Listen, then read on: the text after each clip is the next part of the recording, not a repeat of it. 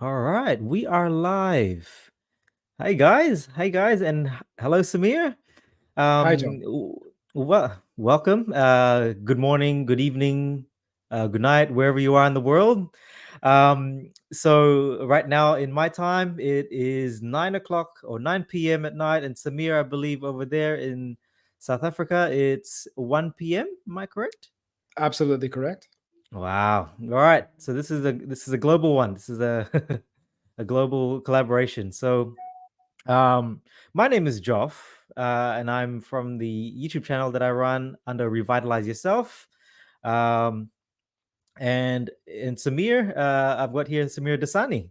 So welcome again, Sameer. And also, Sameer is linking this into his platforms that he's got streaming. Is it YouTube that you've got 100%. linked into YouTube and this? LinkedIn. We're live And streaming there. LinkedIn? Welcome, everyone. Yeah. Welcome, everyone who's Awesome. watching those channels.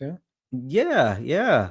Welcome and thank you all for tuning in wherever you are in the world. So yeah, I want to firstly thank Sameer for your time. Thank you for doing this and collaborating with myself. And yeah, I've been I basically watched. I've seen you on YouTube in a few ways. I've seen you through Bart's channel. And funny Mark enough, K. I Yeah. actually in Bart K's channel, and I actually before that, I actually saw you on, I believe it was a debate with I cannot remember this guy's name. I think he was a vegan of some Yeah. Don't worry sort. about those, man. I don't know Yeah, which. that I've done. I've done two of them, and yeah, not very constructive. But yeah. anyway, it is what it is. Yeah, so I've seen you around the block, and man, I've watched your content since then. I'm a fan of yours. I love the content that you push, and your backstory and where you've come from. So I guess I want to start there, Sameer, and just ask you about yourself, and if you don't mind sharing with the viewers out there, um, about you. How did you land into this low carb keto slash carnivore space? Where have you come from, and what's happened ever since you've made that change in your life?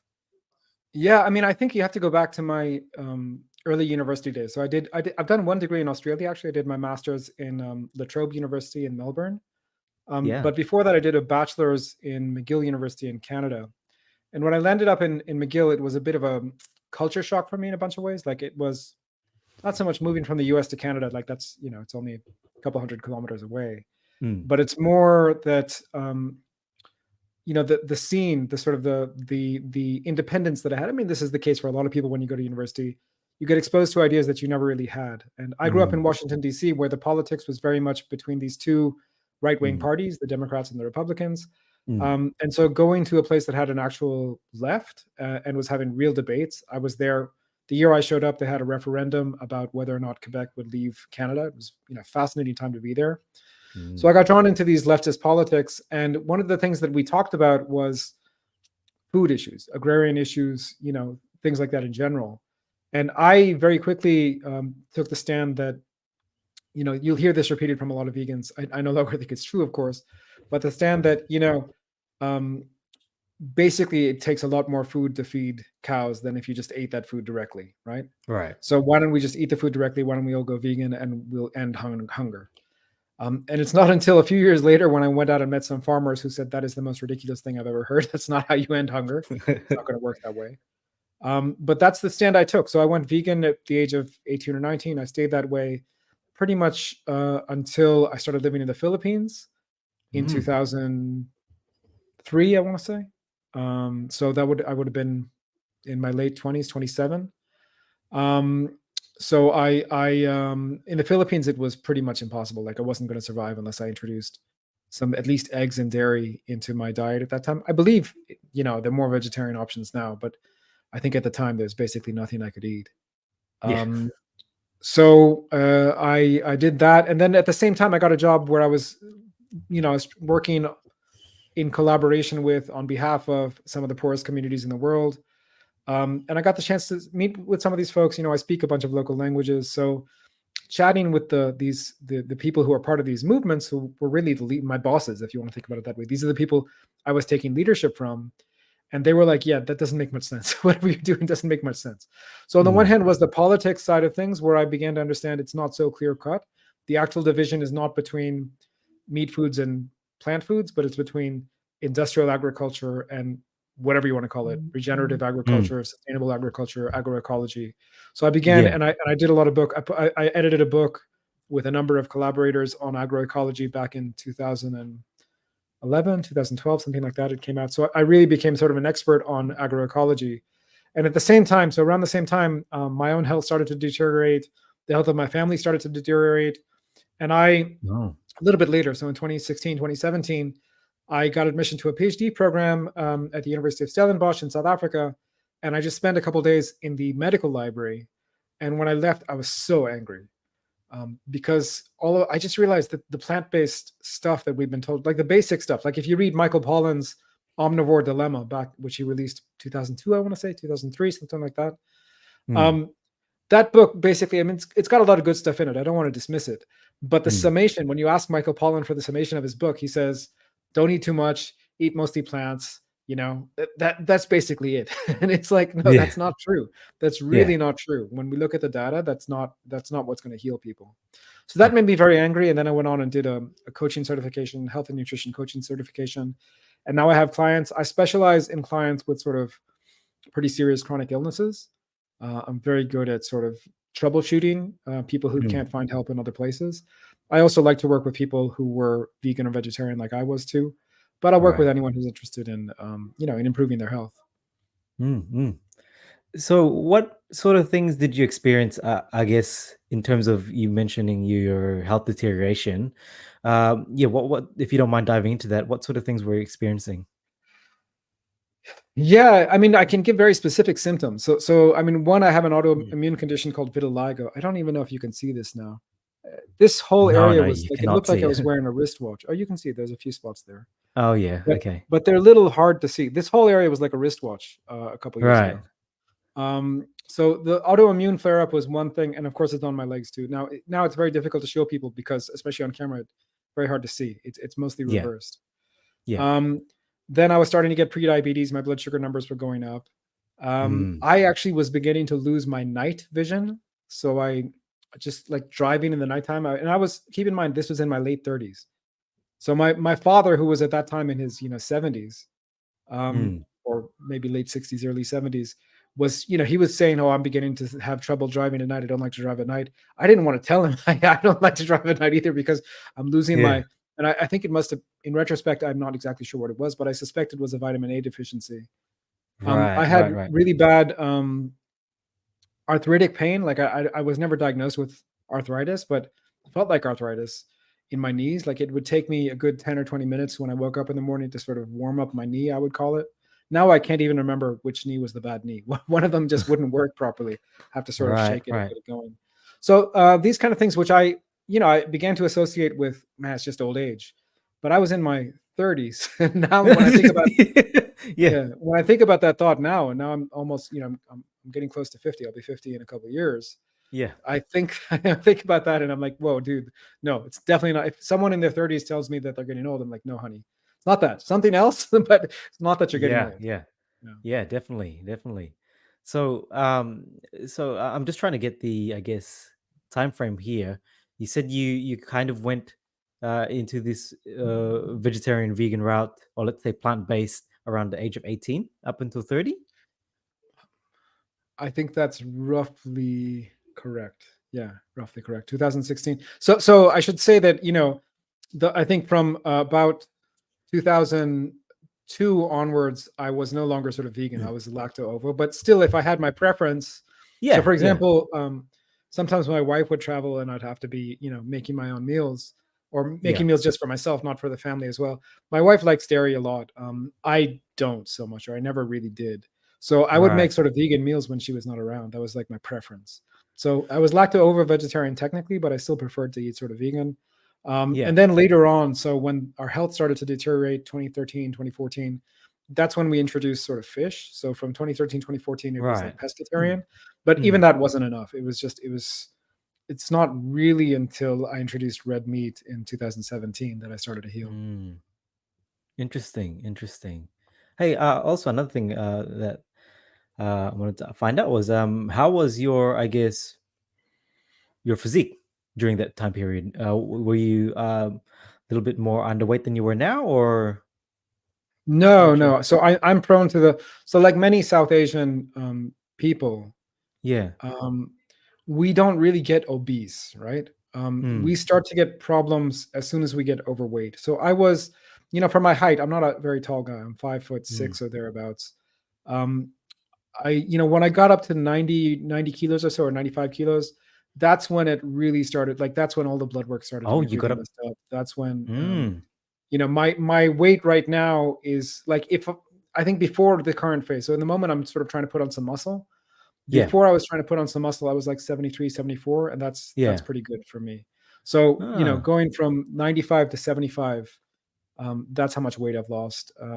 But I'm no longer trying to lose weight. Like I said, I'm trying to gain a little bit of weight by muscle mass at the moment. Wow. Wow. And so currently, right now, what does your diet look like? If you don't mind sharing that. Yeah, I eat, generally speaking, I eat. So it depends again if I have specific goals that I'm eating Yeah. to. But as a general rule, what I do is my first meal is sort of I call it my sustainer meal or my steak and eggs meal or something like that. It's mostly purely carnivorous meal. I might include some kimchi on the side. So Yeah. I like pickled vegetables, especially kimchi. Right. So Right. yesterday, for example, I had, a good half kilo of fillet steak, so fillet steak, Yeah. good stuff, and a couple of eggs. So the eggs I had is a shake yesterday. So I put them raw with some cream and some ice and some Yeah. vanilla essence. And these days I'm using glycine powder as a sweetener. I like that a lot. It's not too Nice. sweet. Yeah. It's just an amino acid. And then some ice and water because it's beginning to be hot here. It must be getting hot in Brisbane too this It time of is. year. It's hot right now, actually. Yeah. Yeah. So Yeah. anyway, so I made a little, a milkshake. So milkshake and steak. That was a really tasty breakfast, and then or lunch because I have it around lunchtime, and then whatever the family's having, I might have a bit of it at dinner time. So my sustainer meal, the reason that exists is like if I see the options at dinner and I don't really want to eat much with my family, Mm. I would basically just nibble on a few things, pick on a few things, and be there Mm. for it's important to spend time with your family along with everything Oh, else, for right? So sure. yeah, For so sure. so it's like a social thing for us to just Yeah. spend time together in the evening. So we're doing that. But depending on what I'm making, what I'm cooking for the family, or what my wife is cooking for the family, definitely I'll have a little something. I'll peck at something, but I may not have that much food. And it may be Yeah. chicken, it may be fish, it may be beef. Last night we had these lovely little lamb sausages that were covered in steak and had some green peppers and onions between them, like lamb shish kebabs. Nice. Nice. Lamb and steak shish kebabs. They're really nice. Yeah. And together with that, some people had some okra. I know that's also a dish that's had in the Philippines. Yeah. So that Very was on the much so. side. I didn't really have much of that. I touched a little bit of it. That's how I'm eating Nice. these days. Cool. Cool. Hey, I like that you don't stick to like a, when they kind of throw labels out there and say, oh yeah, no, I'm carnivore or I'm ketovore. Yeah. Yeah, Like my I view like on all that. this stuff is my view on all this stuff is like if you have goals, if you're trying to actually get Yeah. something done, it might be really important for you. Like, Yeah. for my Yeah. Yeah. autoimmune systems, it's pretty important for me to avoid wheat, for example. So that's something I don't really every Yeah. once in a while I might even compromise on that one, but wheat is like out of the question for me because it's Mm, going to make mm, my autoimmune stuff worse. mm. So and at a certain point in time, I did the pure carnivore experiment. I certainly did a long Yeah. period of measuring my bloods and making sure I was in nutritional ketosis and so on. So in some Yeah. ways I've done all that. And what I've decided is it's good. All that stuff is good for healing. But when you're at a Mm, point, when you're reaching to some kind of point of equilibrium, mm. I just stress less about it. I mean, there's also the Yeah. fact, Yeah. Joff, as you know, like talking about LDL and all this kind of stuff. So I'm having a debate in one of Yeah. these groups telling people, look, man, LDL, I don't care what you say. There's many people who don't think that LDL causes heart disease. Let me put it that way. Mm. But there's nobody who thinks that stress doesn't cause a heart disease. So Yeah. if I'm in Yeah. this group with lean mass hyper responders and I'm telling people, guys, just chill out, man, because everyone is like posting their Yeah. numbers every 5 seconds and like getting this test and that test. And I'm like, yeah, okay. Yeah. To a certain extent, I can understand this. To a certain extent, your worry is justified. Mm, But mm. at what point does your worry, at what point is your worry about your LDL lessening your risk of heart disease, and at what point is Yeah. it actually increasing your risk of heart disease? So just chill out, guys. Like, there's no reason to go overboard. Once you found a Yeah. way of living that suits you, and as long as you're testing from time to time, making sure nothing's going completely off the rails, I think you're going to be fine 99 times out of 100, right? Yeah. So Oh, for sure. For sure. yeah, Yeah. I mean, for myself, I say that, I'm eating this sort of carnivore diet, but at the end, technically, I'm not 100% carnivore if you go by extreme definition. I'm human like the rest of you guys out there, and sometimes I will, have a nibble of something. But for the most part, I do try to stay carnivore purely because, um, through my experience of trying to stray away from carnivore and going more, you know, sort of adding carbs into my diet, I've got this, I guess, addictive behavior for sure. in eating carbohydrates, and so I'd rather not get into that problem, which I know I have, and while I'm trying to navigate through that carb addiction, I think I've got to stay clear of carbohydrates until I can, say that, um, I know I can control myself when eating foods that contain carbohydrates. So that's why I tell people I aim to be as close to carnivore as I can, Yeah. but I'm not perfect. So yeah. Yeah, I mean, there's two ways I think to look at the carb addiction question. So one way is that it's an addiction like everything else, which is true enough, and you need to quit it cold Mm, turkey, which may be true enough. mm, But behind that and behind all addictions is, there's the emotional and the mental side of things, right? So what is it that yeah. the addiction is distracting you from? When we talk about, I don't know if you're familiar with a system called internal family systems, where we sort of unpack Mm, what's going on in the brain, who's trying to be protected, how are your protectors sort of working. There's that whole mm, conversation, and ultimately, doing that deep emotional work is like, it takes a lifetime, doesn't it? It takes a long yeah. time. Yeah. So the question is, what do we do in the meanwhile? And I think abstinence is is one very effective strategy, but not the only Mm, strategy. I mean, I no, think no. that, for myself, not sure it works. Like I have done. So I definitely grew up with a sweet tooth. When I was vegan, I was like buying these really expensive tofu. What was the name of the company? I'm forgetting it. Tropical Source, the '90s Yeah. vegan chocolates. Yeah, I mean, it was super expensive, and they were made with soy. It was really bad. But anyway, so now, I do use. I mentioned I use glycine as a sweetener. I will make a sort of carnivore custard with 5 egg Yeah. yolks, or a cup of cream, and turn that into a custard. Add a little bit of sweetener at the end, glycine or whatever, even a bit of stevia if I feel like the glycine isn't sweet enough. Like I doing that because I have done the experiment where I completely sort of deprive myself, and I'm not a very nice person to be around when I'm grumpy, when I'm Yeah. craving those sweet I things. mean, Yeah, who is? I know it's a sign of addiction. I know that Yeah. completely, but it's also like, I would rather temper that a little bit. Like, it's not like I'm having this sugary stuff, but I'd Mm, rather mm, temper it a little bit, so that I can, calm myself down, and I can actually be a responsible husband and father and all the other things that I am, mm. rather than just make myself overly irritable. If that makes any sense. Nah, that makes total sense. Makes total sense. All right. Hey, Samir, I'm gonna go dive into, change topic a little bit, still Sure. within the realms of nutrition. But did you, let me know if you've got anything you wanna tap into as well, or any topics you want to talk about. But the next thing I wanted to um, discuss was, I guess, leading into, um, meat eating and how, what led you to believe that, you know, meat eating is supposed to be good for you and beneficial, not even beneficial, but it is sort of how we're supposed to eat. Are you in Yeah. line with that? Sorry, are you in line with that we are, as human beings, supposed to be eating meat in or eating a significant amount in our diet?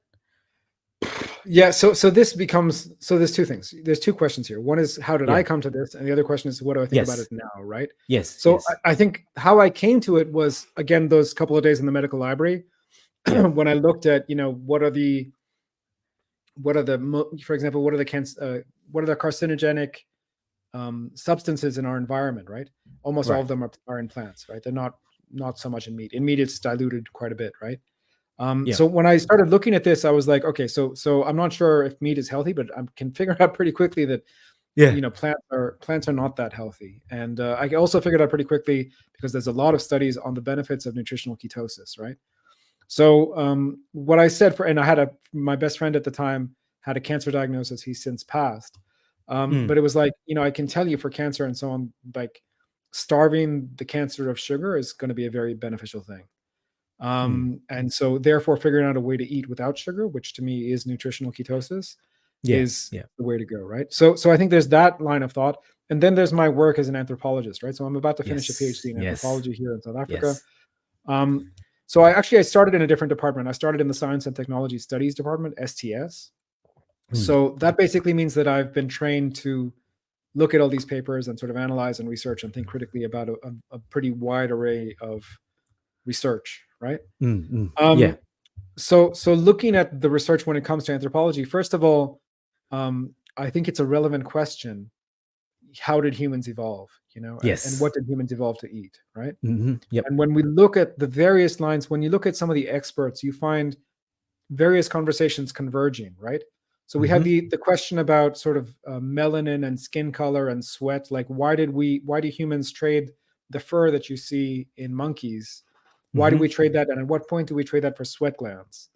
And it seems to be the answer is we did that because we wanted to hunt.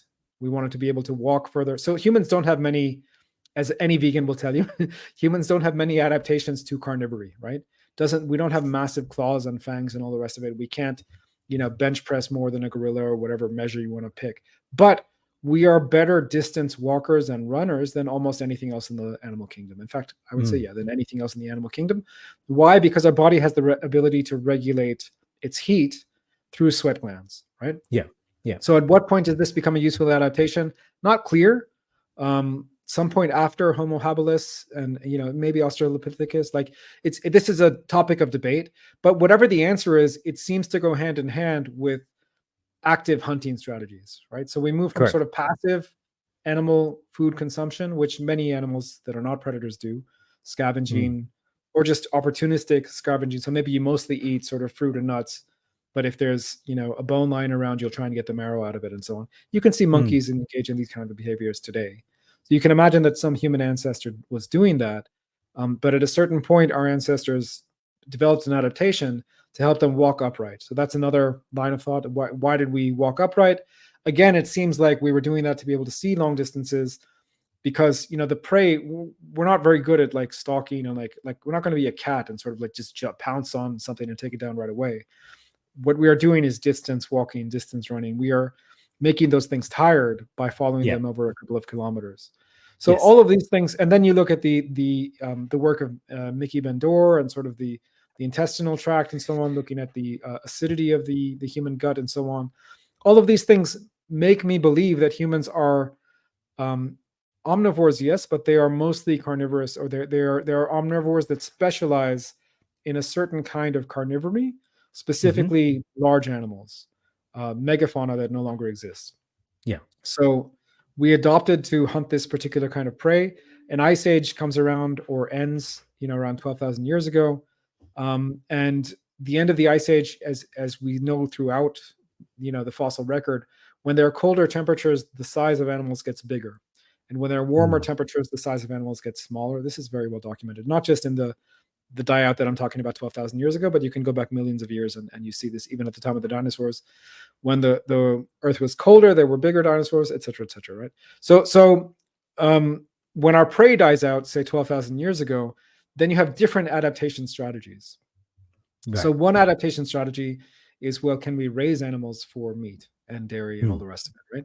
Another adaptation strategy is, well, can we eat what the elephants were eating, right?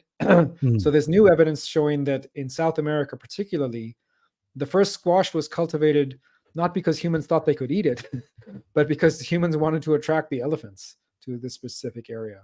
And then later on, when the elephants started to die out, so this would, I can't remember if this paper was on Homo sapien, our species, or on Homo erectus. I think it may have been Homo erectus. So a species that we're related to, but not us. Yeah. When those things began to die out, those elephants, then humans. So now I'm talking about Homo sapiens. Then they were like, okay, well, is there some way we can use this squash to feed ourselves, right?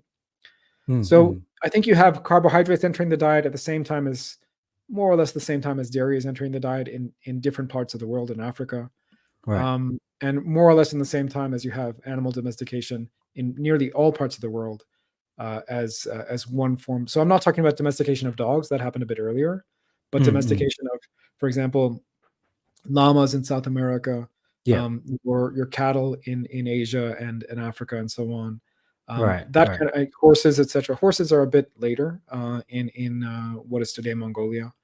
But all of this seems in my, this is a guess. I'm gonna have to be honest. It's not something I can prove conclusively, but it seems to make sense with the story that humans were losing their traditional prey, so they had to find a way to compensate for that. Yeah. And Yeah. given our physiology, we can only get about 30% of our calories from protein. So the remaining stuff has to come from either fat. So you have people cultivating dairy as a source of huge amounts of saturated fat. So that's one strategy. Or it has to come from carbohydrates. Or some, so then you have, wheat and so on being grown in Egypt and so on. So that's another strategy. Yeah. But going back to the original question, what did we evolve to eat? We evolved to hunt and eat large animals. Yeah. Yeah. Awesome stuff. So that's very much in line with I guess what I've learned myself. And I'm glad that you mentioned all those things. It actually made a lot of, refreshed a lot of things. I've read Mickey Bindor's paper on the trophic levels, and the other stuff included with it. But I guess in line with the trophic levels, are you able to explain much about the stable isotope data and talk about that a little bit I more? mean, that paper was really pretty cool, wasn't it? So Yeah. and not just that paper. There's been a number of people who, some of which is not published because I'm in Yes. anthropology, so I'm reading sort of some of the pre-published stuff. Right. What we're seeing is that some species, humans and Neanderthals particularly, is where the data are there. So what is the stable nitrogen isotope analysis? So nitrogen, Yes. you can do this because nitrogen is not found anywhere else except in the ground. So in other words, the plants need nitrogen, they need to take it up, and that's how it enters the food chain. It doesn't enter the food chain from any other source. It has to come. So if you're an animal that eats the plants, you'll be at a certain level. If you're an animal that eats the animal that eats the plants, you'll be much higher, right? Yes. So from this, we can sort of, make a graph. Okay, these are the herbivores. And you can also, because we know what a herbivore looks like in modern terms, so we can sort of look, okay, this was a ruminant. It was definitely a herbivore. So we can see what the nitrogen isotope analysis looks like in that fossil. Then we can look at, a known carnivore like a wolf or a lion and say, okay, this is a known carnivore and it's here. And then we can sort of say, okay, where do humans fall on the spectrum of radioactive nitrogen isotope analysis, right? And the funny thing is, even in the Mickey Bendor paper, he doesn't emphasize this so much, but in other papers after that as well, it's like, it's insane. I mean, the amount of meat that these early humans would have had to be eating is, I mean, it doesn't seem realistic. It just seems like, is it possible that we're eating that much? And the answer, I mean, I don't know. No one has a conclusive answer because it's just data. You have to have a hypothesis, and it's hard to test these hypotheses. That's right. But what Bendor said was, look, probably they were eating a lot of fish, and the fish, because fish eat smaller fish. Fish are carnivores. Yeah. So they were eating carnivores, so that's going to pull it even more up, right? So every time you go up, it's a rise. So if you're eating carnivores, that's massive. But maybe, I don't know. I mean, I've seen this data in Neanderthals as well. And the woman who was writing this paper, I'm blanking on the researcher's name, forgive me, but she didn't, I mean, at the end of the paper, she basically says, I cannot explain. It seems to me that the average Neanderthal in this region, I think it was somewhere in Europe, southern France, I think is this paper. I have to look it up and remind myself. But it's like, it seems to me that this person was eating more meat than is humanly possible. The other alternative, and there may be another hypothesis, but I can't figure out what it might be. So Yeah. that's basically what she came to. Right. In the Right. analysis. And it's just through, I guess, um, how would you actually determine that it was through just eating meat and that the nitrogen levels would be that high in the sample Yeah, that you'd again, be because testing? this is something that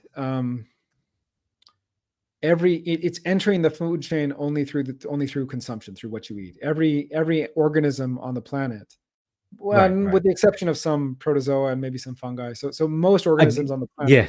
if we talk plants and animals, we are Yeah. getting our nitrogen from what we eat. That's just how it Right. works. Right. Oh, cool. This Cool. is the whole concept of essential amino acids and so on. Like, this is how it works, right? Yeah. Um, Yeah. so you're getting that nitrogen from that one source, and based on how much, like other, there, most of the nitrogen is whatever it is, 7 Yeah. and 7. This is, don't quote me on the figures. I probably have them all wrong. Some every one in a million is N8 or whatever. So you can use that, which is radioactive, and that has a half-life of et cetera, et cetera. So you can do all Yeah. these calculations and figure out, where an animal was getting its food from. And in Bandor's paper, I mean, he doesn't just look at humans, he looks at the data for a number of animals. Yeah. Yeah. And it's Yeah. pretty consistent with what we would expect, right? Right. So Right. listen, is it conclusive? I don't know. Yeah. But it's another line of evidence that should be considered, right? I mean, I'm hesitant to say anything's conclusive. Why? Because science progresses, man. We always get new That's it. information. That's it. Yeah. Yeah. But yeah, I mean, there's another, when you're looking at some of this stuff, if you look at some of the vegan arguments, they'll often say, look, we don't see the bones of big animals, by human. You see them wherever you see Homo erectus, you see the bones of elephants. Like, that is very well Yeah. documented. Yeah. Yeah. But with humans, we don't necessarily see those big things. I would say, well, if you kill an elephant today with your friends, are you going to Yeah. take the whole damn elephant back, like in one piece? Is that what you're going to do? Or are you That's going to right. cut the meat That's off the bones and take as much Yeah. as you can? Like, Yeah. Yeah. and if it's the latter, then the bones won't end up at camp. The bones will end up in some random place where you hunted it, right? Yeah. So, Yeah. so it's very, these conversations are, they're still ongoing, number one. And I think we do need, I appreciate the people who are arguing, no, maybe we were more herbivorous, et cetera, not because I think they're right, but because I think we need to be pushed on that. We need to actually figure it out in a little bit more detail. Our stories may have some holes in them. And I want to understand what those holes are, and I want to understand where it's going. The other adaptation, so we mentioned adaptations of growing plants, or adaptations of eating more saturated fat and milk. There's another adaptation, which was just to move up north where there are big animals. So if you look at Inuit populations, if you look at some of the northern Japanese populations, they're eating whales, they're eating seals, they're eating walrus, they're eating these things that are massive. Yeah. And they're eating a lot of fat from those things, blubber, right? So just looking at, some of what we do as anthropologists, I think some of what we should be doing is studying humans as if we were animals. Yeah. So when you see different populations of monkeys in India, for example, they might be having slightly different diets, right? But it's all the same species. And so you can, if you were a zookeeper or something, you can kind of figure out, okay, this is what the monkey needs. And I don't think we have that narrative for humans, but we have something pretty close to that, which is basically that, it seems like when we look at indigenous diets all over the world, they were all about 30 to, let's make it a little less tight than that. So let's say 28 to 40% protein. Yeah. They all included protein from animal sources as a matter of necessity. They had to, obviously, by definition, they had to include all the essential amino acids and all the essential fatty acids. And then there's some variation, but not as much variation as you might think. They all included fats and carbohydrates, some with a lot more carbohydrates than fats, but most of them, I'd say that the majority of them with a lot more fats than carbohydrates, right? Per calorie, when we're measuring per calorie. Even in a place like India, if you look at sort of the traditional Indian diets of a couple hundred years ago, and this has been documented. I have some interviews on my YouTube channel with an Indian food historian, where she's going around and documenting what people of different classes are eating. and it's a lot of animal products, Mm, and a mm. lot of fat as well. If you're rich, you sort of get your fat from the dairy sources, from ghee, etc. Yeah, If you were poor 100 years ago, you're getting fat mostly from beef fat, yeah, yeah. which is an underappreciated source of fat in the Indian diet, I think. Mm, So anyway, mm. this is some of the, what I'm trying to say is there isn't that much variation among human populations in terms of what constitutes a good Well, diet. because Of course, the right. way we perceive it is very different because Filipino food has its own spices, and Yeah, Thai food yeah. has its own spices, and so how we perceive it is different. But just at the macronutrient level, there's not that much variation. Right, right, right. Um, no, that's awesome that you bring that up, because the next sort of uh you know topic I want to talk about is, I guess, more closer towards our current dietary patterns. Within the last, I guess you could say, since the agrarian revolution, of us eating grains and wheat and more plants in our diet, and in particular, um, you know, the Asian style diets. Now, I wanted to ask you about this because I've talked about it a lot on my channel. Um, me being of Asian descent, as you are as well. Let's talk about the history of rice, man. I mean, that's the big staple in our whole, Asian cuisine, isn't it? Like, Yeah, it seems to be the thing that a lot of Asians hold close to with their identity. Um, yeah, can you dive into a little bit about, I guess, your knowledge on the history of rice cultivation and consumption of rice, and yeah. what are your thoughts around this food? Yeah, it's a tough one. I mean, I think with grains in particular, and grains in general, and rice in particular, um, we don't know as much as we should know. Number one, there's still questions that don't Mm, are not fully answered.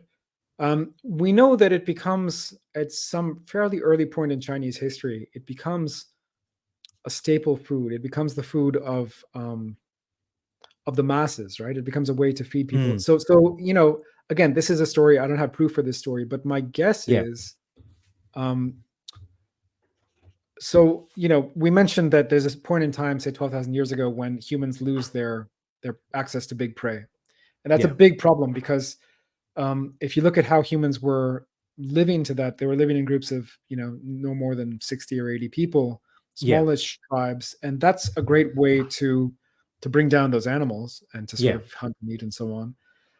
But it's not a great way to do some of the other things that we mentioned. So produce carbohydrates and produce, Mm, even raise animals domestically and so on. So you may need. There's an argument that you may need a bigger settlement to do some of these things, especially and a rooted settlement. You can no longer be nomadic or semi-nomadic, right? mm, So mm, when that happens, you do need some kind of staple food that will actually be. And the idea of a staple food is that it has to be, you can store it. You should be able yeah, to dry it. You should be able to store it, right? And I don't know. I mean, I'm trying to think of how the first humans would have figured out that you could eat this really yeah, crazy grass. yeah. That's I don't right. know. I mean, like the rice itself, I think, from its origins, like the wild grass is very fibrous and very um Yeah, no, it's definitely not something. So my guess, no, I'm really into guesswork here, but my yeah, guess is that, again, elephants like those kind of things. Elephants eat yeah, grasses, okay. and humans were hunting the elephants. So my guess is, again, it's you look at what your food was eating, and you try Mm, and think, okay, well, the elephant was eating this. Can I figure out a way to eat it? And then very quickly, you get this. Uh, so quickly that we're not exactly sure. Did it happen in China or did it happen in India? mm, mm, You get these two variations, the Japonica strains, unfortunately named yes. because it wasn't really Japan, but it's China No. where those strains oriented. And you have the Yeah. indica strains of rice, which oriented in South Asia at some point, either India or Sri Lanka, I think, are the main Mm, contenders. So you have these two almost genuses. They're not genuses, but they're sort of subspecies of mm, rice. And within that, you have so many different varieties. In my time working with farmers, I've seen so many different varieties of rice. And mm, mostly, how do they differ? The expensive kinds of rice are the ones that are on the lowlands and they take a lot of water. mm, Um, The kind of rice that's a little bit drier, that's a little bit harder to eat, a little bit coarser, they will grow. They require less water, and they can be grown by farmers even on mountains, so without Right. so much irrigation, etc. Mm. So that's kind of how it happened. Um, is it a problem? I mean, I think historically speaking, I'm not sure that having a diet that's 50 or 60% carbohydrates, not sure it's such a problem if the Mm. carbohydrates are white rice. So I think the other thing to say is there's a lot of talk in recent years about eat the brown rice and so on. Please don't do that. Like if Yeah. you're going to eat No. rice, Yeah. why? Because brown rice these days you're getting the maximum amount of pesticides. Yeah. A Yeah. third of it is, in some studies, one third of it is has toxic levels of arsenic. The rest of it has toxic levels of some other heavy metals. So the brown rice, I mean, yeah, you should probably stay away from that like the devil. If someone Yeah. wants to gain weight, I do use white rice from time to time as a Yeah. good way to sort of help people gain weight. Yeah. Um, but yeah, I mean, when that's mixed into a diet, I mean, in the Philippines, we had this chain called Jollibee, which you'll be familiar with, yeah. Yeah. So when you're going to Jollibee and you're getting your rice burger, sorry, the rice burger is like it's rice patties on both sides Yeah. Yeah. and meat in the middle. Yeah. But I don't know what that rice has got in it. Like it's definitely got some seed oils. It's definitely got some cheaper Oh, for ingredients in there. sure. So when Oh you have yeah. like some synthetic stuff coming in there, especially the seed oils, especially just diets that are too high in omega-6 PUFAs. And Mm. I don't want to get into the biochemistry and bore people that way, but it's like, I think in that context, so in the modern context, such a high carb diet is super problematic. Yeah. Yeah. But if you're in the context of trying to feed, millions of people Millions who of people. bar- Yeah. barely eat, then Mm. I think a high carb diet with some animal proteins, may not be a bad way to go. But Yeah. Yeah. fortunately, I hope not many of our listeners are in that situation. So if you can afford it, I think you go with the higher quality foods. Even when you look at some of these records, what were the masses in China were eating the rice. What were the emperors eating? Not so Oh much rice. No. no. Even No. yeah, they were eating, whole ducks and whole geese and Mm. all kinds of, I mean, you can read those accounts, very exotic things. Pork was a big thing, pigs were a big thing. So yeah, all kinds of exotic meat-based dishes was what the emperor was eating, while the Mm. masses were Mm. having, one bowl of rice and a little piece of meat on the side. Yeah. Yeah. I really like that. It all depends on the context, doesn't it? I mean, I think what a lot of people need to I tell a lot of people as well, um, who are sort of into the carnivore keto low carb space is that, in context, some of these people uh, still have the mentality that their previous generations would have had to had, and they did experience things like starvation and hunger, like real hunger. Yeah. And so you had to feed yourself somehow through something that was sustainable, and just so happens that you were able to produce a crop that you could consume um, pretty much all year round, really, with rice. So it is context dependent, and I think a lot of the problems that we see is that we still carry, yeah, like I said, carry that same mentality that our parents, our grandparents, um, you know, had when it came to your nutrition. Because yeah, No, I think that's really true. And I think, yeah, I mean, it's a frustration of mine that, we're not, I mean, most of us, I mean, I can't speak for everyone. Obviously, there's still a lot of poor people in the world, but mm, most of the people watching this channel can probably, afford to spend an extra $5 or not, one way or the other on a meal, right? And so if you can do that, that really changes, like it changes a lot, man. mm, mm, Because when you had no disposable income at all, the diet that would keep you going was, a lot of spices because you got to make it actually taste good, right? It was yeah, yeah, a lot of carbs because they're cheap, they're basically free, right? Maybe yeah, the government is also subsidizing it, so it's really free. mm, Seed oils, etc. So it made sense, especially looking at a country like the Philippines, even 50 years ago, like it coming out of World War II. I mean, it was a mess, right? mm, But as we do better, as we hopefully get a bigger income, etc., we should actually strive to I don't say abandon the food cultures. This is why I do carnivore with spices, even when I do Yeah, strict yeah, carnivore. yeah, But yeah, adapt the food culture to a way that we can actually heal our bodies, yeah, because yeah, when you're eating that stuff for generations, we get sick, and we don't want us to get sick, do we? yeah, yeah, yeah.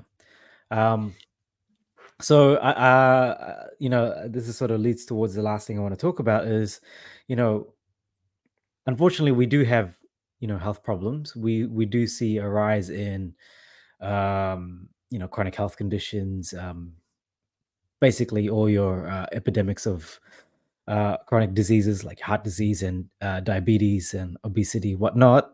Um, and while we can't, conclude that it is the cause of it is through, a certain lifestyle or diet, uh, we can see a pretty big correlation in the foods that we've been consuming over the last 100 years. That being, industrialized foods, carbohydrates, um, and a decrease in a lot of the animal fats and proteins that we're eating. Now, how do we shift that mentality? Like both me and you have made a big turn in how we looked at our diets and how we perceive human nutrition to be. How do we, you know, I guess, um, allow others to do the same thing? How do we change people's perspective on this? You know, Yeah, I mean, from my perspective, the biggest problem is what people perceive, right? mm, So if someone is like in their 20s and like getting drunk every night and eating mm, McDonald's or whatever, I can't help that person. That person mm, knows that what they're probably knows. It's fair to say yeah, what they're doing is not particularly healthy. yeah, But they're not interested in health. They may be interested in other things, which is okay. I mean, yeah, there's a diversity yeah, of human experiences, right? The problem becomes for someone like my dad, for example, who's been interested in health since he was in his, I don't know, probably since before I was born. yeah. But what did he think was healthy? Well, the New York Times had an article on how kale is a superfood. So the next day we're eating kale Mm, salad. He wants to buy a juicer because his favorite health guru is this guy called Dr. Andrew Weil, who likes to juice spinach juice and ginger shots yeah, and I don't know what, right? So the problem is the information that the average person is getting about what constitutes a healthy diet is just completely wrong. yeah, And I think, you mentioned that things depend on the context, which is very, very true. In the context of the average Asian diet, which is way too many carbs, yeah, and seed oils as well. In the context of that diet, if you're developing chronic disease, I can almost guarantee you that the first thing you need to do is to cut the carbs as much as you can, yeah, right? yeah, So and that's not what people are told. What people are told is, well, maybe introduce this, maybe, yeah, um, yeah.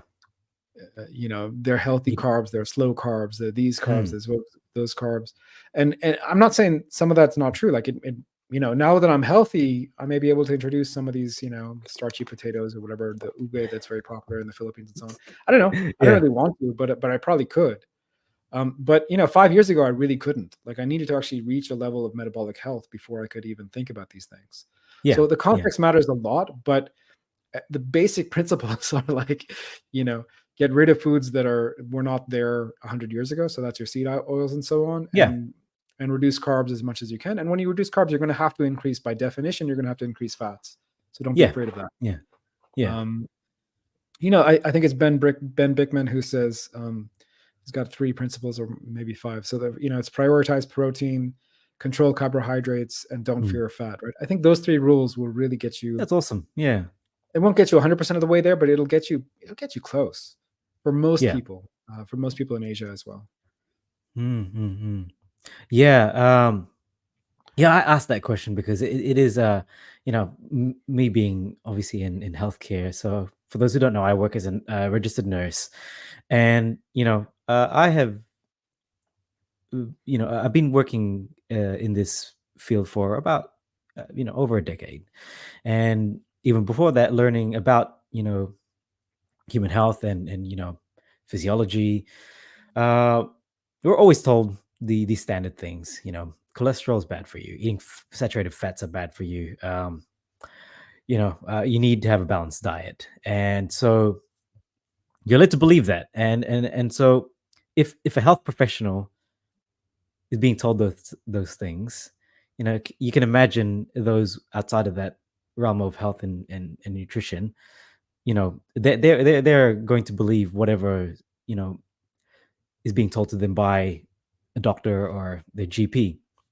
And it's when I came to this low carb keto space and started learning more about cholesterol and causes of heart disease, it really, one, I felt liberated because I'd gained so much personally. I'd um you know I'd achieved so much in my own personal health, but at the same time, man, I felt like I it was something I needed to tell people that, hey, cholesterol isn't bad for you. Eating saturated fats, um, isn't as bad as what people say it is. Um, but unfortunately, the reception to that and how a lot of people receive that information is a mixed bag. Some people are like, "Oh yeah, that's cool," and some people are very defensive about it, particularly in Yeah, but the you're going against what mm, they've been taught since a very young yeah, age, man. I mean, like, yeah, I recently had a meeting with a GP. Actually, this so I mm, switched GP within the practice, and this nice guy, youngish means probably younger than me, so maybe he's mm, late 30s, early 40s. Um, but he's looking at my cholesterol, which is, I don't know, some crazy metric, mm, 10 or 11 or whatever. So that's yeah, 300, 400 in the US. Terms. So and he looks through the rest of the data, and I'm like, I don't think I need to go on a statin. He's like, yeah, okay, I agree with you. So this is someone who actually knows the data, knows that going on a statin is not going to help. I had yeah, a lunch with him or whatever, and sort of said, look, can we, maybe I can help in your practice. Maybe there's some clients who I can work with, et cetera, et cetera. Anyway, so someone who knows knows all this stuff, but even he, when I look at the way that he's eating and look at what he ordered at that lunch, etc., I'm kind of doubting it, man. I don't think. I think you understand the literature, like as a researcher, as a doctor, you sort of understand this, but you haven't understood how to put this into practice in your own body as yet.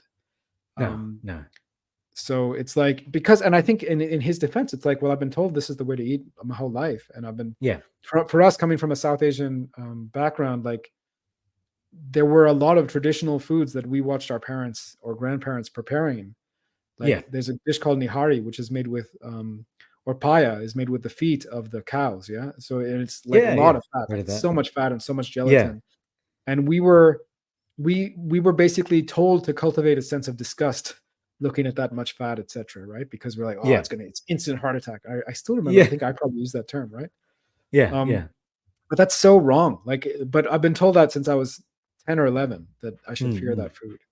There's also yeah, a class thing, if I can be honest, like because that was also the cheap protein of the poor people. And if you had money, then you were supposed to get a more expensive, leaner cut of beef, right? yeah, yeah, So there's lots of dynamics going on here, but at the end of the day, trying to get people to critically analyze their biases, yeah, that's tough, man. That's really yeah, tough. yeah. I guess that's the big challenge that I'm definitely coming across because at the end of the day, each to their own. But I just feel a sense of needing to you know I want to help people basically. I'm out there to I did my studies to become a nurse to help people, and I feel it due for myself for the things that I achieved on this diet, and all the health improvements I had. I felt like I needed to tell people about it. um That's exactly how I feel. yeah, and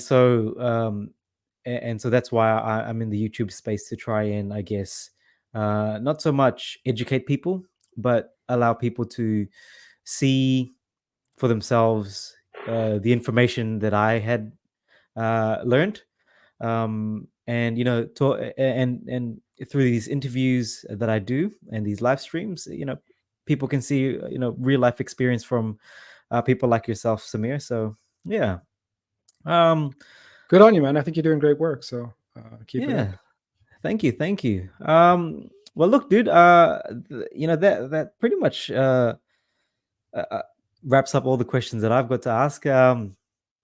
Is there anything else you wanted to tap into this time? Yeah, I mean, I think getting back to this rice question, I think what's the hard thing for my clients? It's like, Mm. you see, it's not that we don't have options. So when we, in my sort of home food, if I think about what it looked like, there would always Yeah. be some kind of meat curry. Like that's what I grew up with. Some kind of meat curry Yeah. was there. Maybe some kind of low carb vegetable would also be there, and maybe a high carb vegetable as well. But it was Yeah. always eaten with roti, so that's the bread, or with Yes. rice. Yeah. And so what I want to encourage people to do is take your traditional recipes and Yeah. just change it slightly, in the sense, maybe make it more like a soup rather than a very thick curry. See if you Yeah. can train yourself to, at least cut down the rice, and eventually maybe give it up and just eat it like a soup. It can be very nice, it can be very tasty to Yeah. have these Yeah. things in a different way. And Yeah. if we do that, if we can do that, it's going to make a huge difference in our health. It's going to be, it's just the benefits we see when people are able to implement this kind of a plan. It's Yeah. crazy. So sometimes, you hear people like me, I'm guilty of this too, but especially someone like Bart, or someone like these people who are saying, I only eat steak and eggs, and you don't have to do that. There are ways that you can transition that Yeah. will be sustainable for your own lifestyle. And maybe at some point you do want to try the steak and eggs only experiment for a certain period of time, but Yeah. that's very rarely the first step. The first step is just cut down the carbs a little bit and see how you do. Yeah. Yeah. Exactly. And speaking of experimenting on yourself, um, I think that a lot of people have lost this sense of intuition and listening to your own bodies. What I find anyway. Um, but when people get fixated on a goal or idea, they go for it and they generally succeed. Um, however, you know the flip side to that is you do also have to listen to your own um, you know cues that your body's telling you, and if you know a zero carbohydrate diet isn't going to work for you, then you shouldn't feel the need to push on, unless you've got the motivation to do so. For Yeah. me, I had that motivation. So Yeah, I yeah. mean, it's partly about motivation and partly about symptoms, right? So when the Yeah. symptoms get bad, we do need to go for a period of time. I think there's a real benefit to sort of something like a purely carnivorous reset. Yeah. Um, Yeah. but yeah, I mean, I don't want to oversell that. It's my clients in general are people who are struggling with a couple of chronic diseases, at least. Mm, mm, And in that context, sometimes doing everything that we've discussed is just not enough. Sometimes we do have to go just pure steak and eggs and see how it goes. Or mm, depends on the person. Some mm, people really benefit from a longer fast, a 2 or 3 day fast as well. mm. So there's no one size fits all here. Like I said, No. said in another conversation, health looks the same everywhere. When someone's healthy, when a human is healthy, I can tell you what the biomarkers are going to be for a healthy Yeah. human. Yeah. But sickness happens in a million different ways. Yeah. So be Exactly. patient with yourself, baby steps, trial and error. The doctors will help with some things, but they may not be helpful with everything. And good luck to everyone out there trying to heal and trying to live their best life. Definitely. Definitely. Well, look, thank you so much for your time, Samir. I really do appreciate the wealth of knowledge that you've shared on this platform and shared to our wonderful viewers. So yeah.